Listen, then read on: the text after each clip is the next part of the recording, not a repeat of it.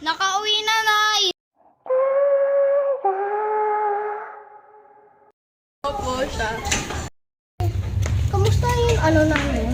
Okay lang naman siya kasi lang may coma daw siya eh. Ano coma? Hindi ko nga alam kung ano yung coma pero kasi nauntog kasi siya. Saan? Nauntog siya sa sahig. Kasi may inaayos lang siya tapos bigla siyang nahulog. Nahulog siya?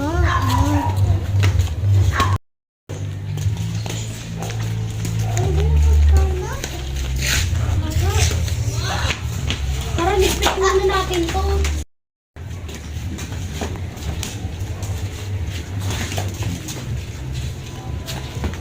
Ang kalat naman dito.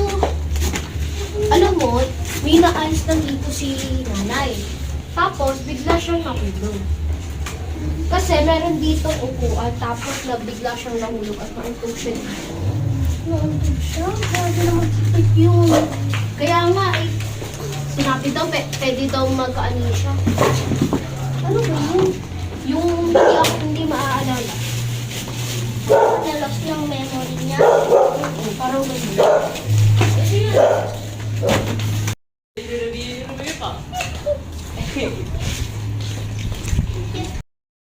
Kumain ka muna. Marunong ka ba mag-chopstick? Medyo. Try mo kaya. Try mo.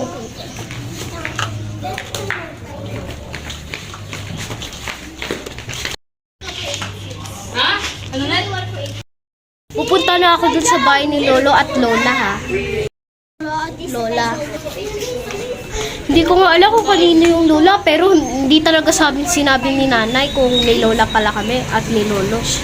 Tapos nag-usap din kami dun sa ospital, sabi daw na may sakit si Lola kaya ganun. Kaya hindi niya nakilala si Pat. Sabi nung nanay mo yun. Yung bayat, tapos umuwi ka na rin, tapos ilak mo. Ito yung susi, ibibigay mo sa akin. Ano to susi nito? Saan yung plate? Baka ito yun. Ay, hindi.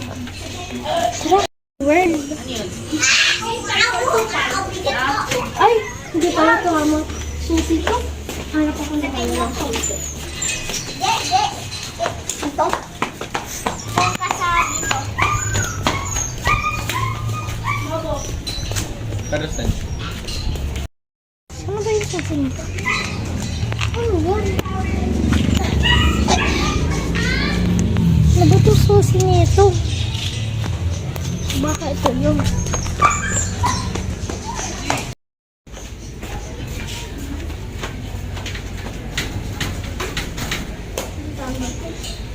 Hanap pa rin ako.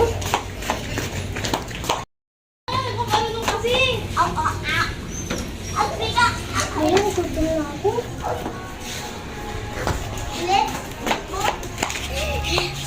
Ito pala, hindi ko naubo. Sarap. Hindi ko alam na lahat eh. Ang sarap nito. Kaso gutom pa rin ako.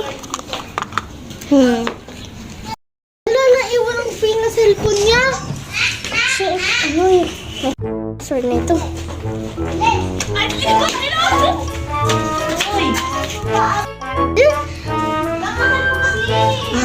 Gusto ko ng juice or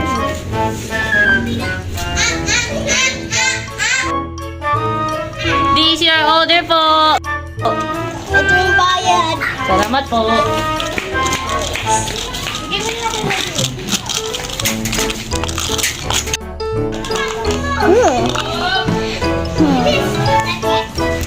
Hanap ako ng susi.